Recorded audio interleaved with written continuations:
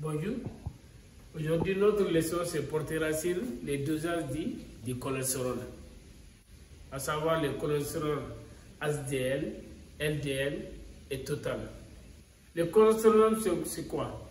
Le cholestérol, c'est un constituant majeur de la membrane des cellules avec les phospholipides. Il participe à la formation du cycle biliaire et aussi il joue un rôle dans la digestion. Ils sont aussi des précurseurs pour la formation des hormones. D'accord, c'est ça. Et d'abord leur origine. Leur origine, il est double. Il est souvent apporté par l'alimentation. Et ils sont aussi apportés par la synthétisation par les foies, la muqueuse intestinale. Soit ils sont apportés par l'alimentation, soit ils sont synthétisés par les foies et la muqueuse intestinale. D'accord? Je reprends encore, le cholestérol est un constituant essentiel des membranes cellulaires avec les phospholipides. Il participe à la formation du cycle biliaire qui joue un rôle dans la digestion. Il joue un rôle aussi des prescripteurs dans la formation d'hormones. Maintenant, on va parler du principe du dosage. Le principe du dosage. On dit le cholestérol est dosé en utilisant la séquence cholestérol estérase, cholestérol oxydase, peroxydase et chromogène.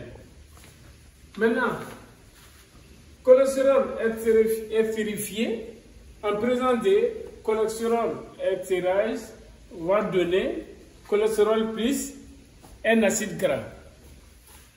Cholestérol plus OD en présence de cholestérol oxydase va donner cholestérol plus 3 plus DHDO.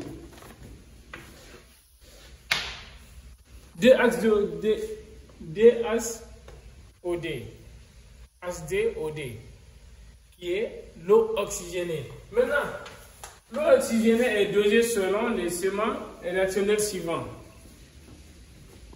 HDOD plus phénol plus amino 4 antipyrine en présence de peroxydase va donner quinolamine plus 4 HDO. Donc l'intensité est proportionnelle à la quantité de cholestérol présent dans l'échantillon. L'eau oxygénée plus les phénols plus amino 4 antipyrine en présence du peroxydase va donner quinolamine plus 4 HDO. Donc l'intensité est proportionnelle à la quantité de cholestérol présent dans l'échantillon. Maintenant, on va vous donner les modes opératoires. Les modes opératoires peuvent varier d'un automate à l'autre.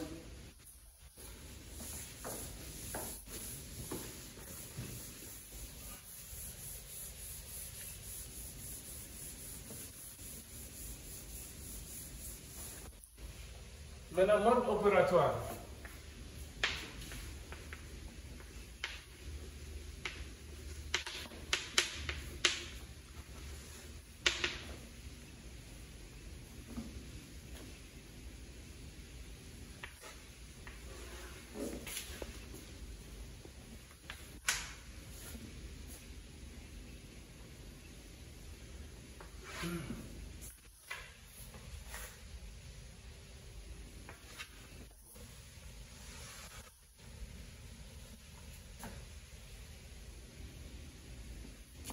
Ici, ça c'est les blancs réactifs.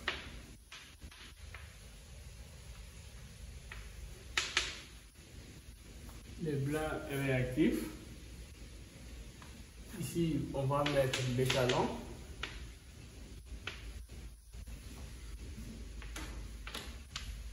Ici, on va mettre l'échantillon.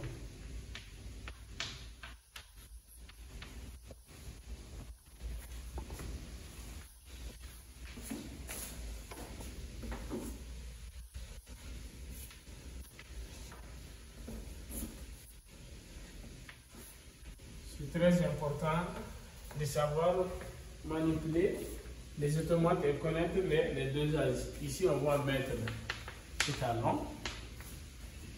Ici, on va mettre échantillon. Ici, on va mettre réactif.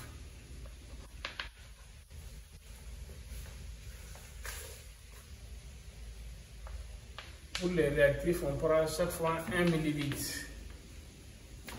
1 ml. Dans le type acier, on va mettre 1 ml pour les blancs. Pour les blancs réactifs, on ne met rien, il n'y a rien. D'accord? Pour l'étalon, ici, 10 microlitres. On ne va pas mettre de l'échantillon. L'échantillon, on va mettre 10 microlitres. Ici, il n'y a rien. Vous voyez? C'est comme ça qu'on fait les dosages dans les types à hémolyse. Maintenant, après ça, vous allez agiter et laisser 10 minutes à température ambiante.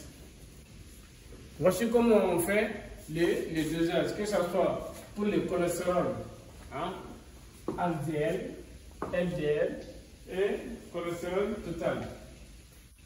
D'accord? Je vais effacer le mode décorateur maintenant.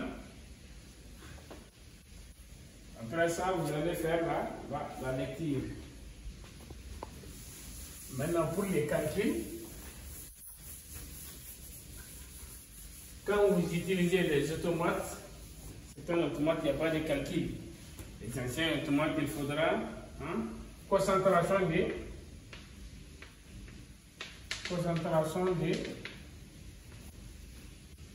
de l'échantillon.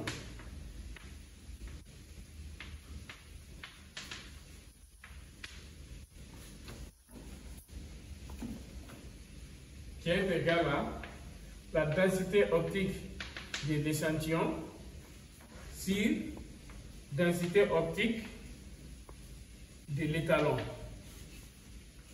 Étalon, on va écrire étalon, multiplié par M.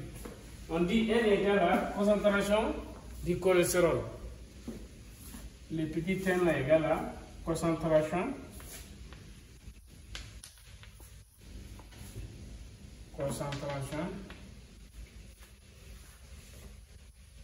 de l'étalon.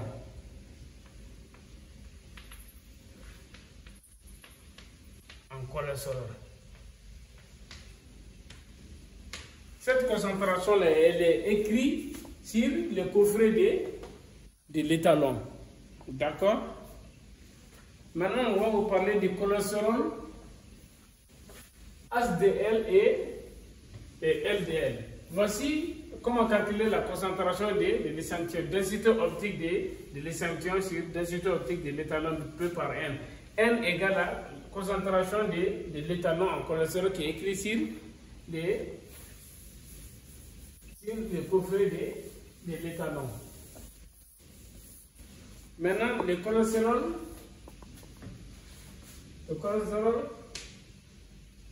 HDL. Le cholestérol HDL. Lui, son rôle, on dit que c'est un éboueur. Ça veut dire qu'il ramène le cholestérol des artères au foie. Son rôle est d'amener le cholestérol des artères vers le foie. Et sa valeur normale ça doit être toujours supérieur à 1,0 millimol par litre. On dit que high density lipoprotéines. Ça veut dire qu'ici, on appelle ça le bon cholestérol. Après, on va voir le cholestérol LDL, low density lipoprotéines.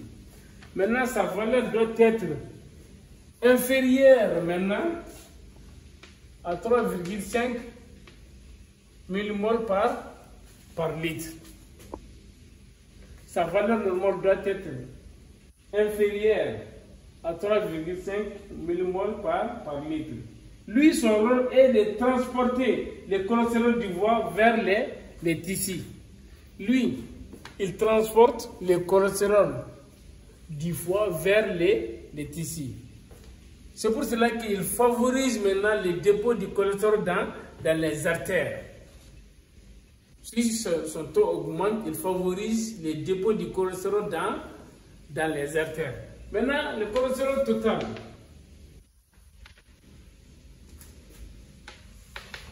Sa valeur ça doit être toujours inférieur à 5 millimoles par litre. Le cholestérol total, la valeur doit être inférieure à 5 millimoles par litre. Maintenant, pourquoi doser le cholestérol? On dose le cholestérol, c'est pour détecter les problèmes des maladies cardiovasculaires. Une fois que le cholestérol LDL est élevé, la personne est au risque de développer des affections cardiovasculaires. Parce que vous allez voir, dans les artères sont déposés beaucoup de cholestérol. Lui, c'est le transporteur du cholestérol du foie vers les artères. Et c'est lui, les HDL, il transporte le cholestérol des artères vers les foies. Maintenant, les variations de conversion. Comment convertir les valeurs? Si vous avez des valeurs, comment on fait la conversion? Maintenant, c'est un facteur de conversion. Facteur de conversion.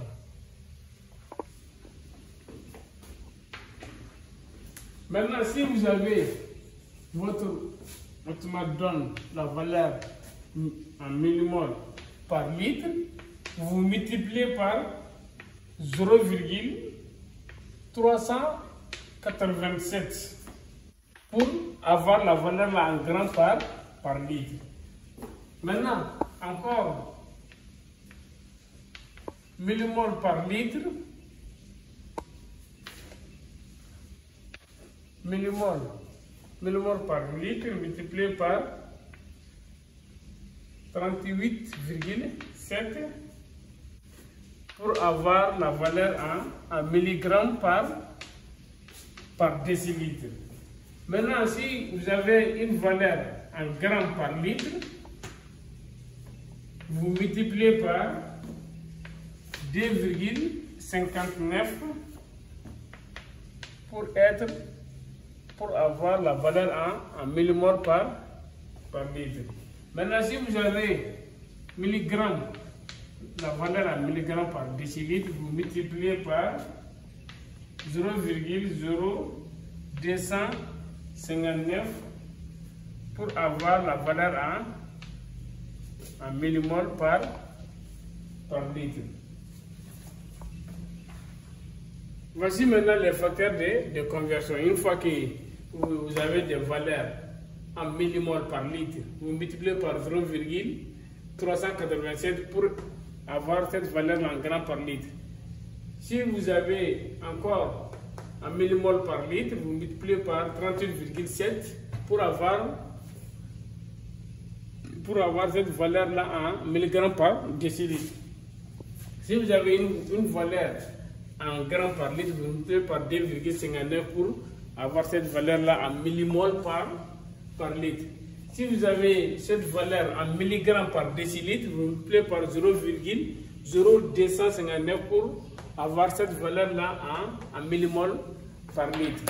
Voici ce qu'il faut savoir sur les dosages du cholestérol HDL, LDL et total. C'est pour le dépistage des problèmes cardiovasculaires. Je vous remercie.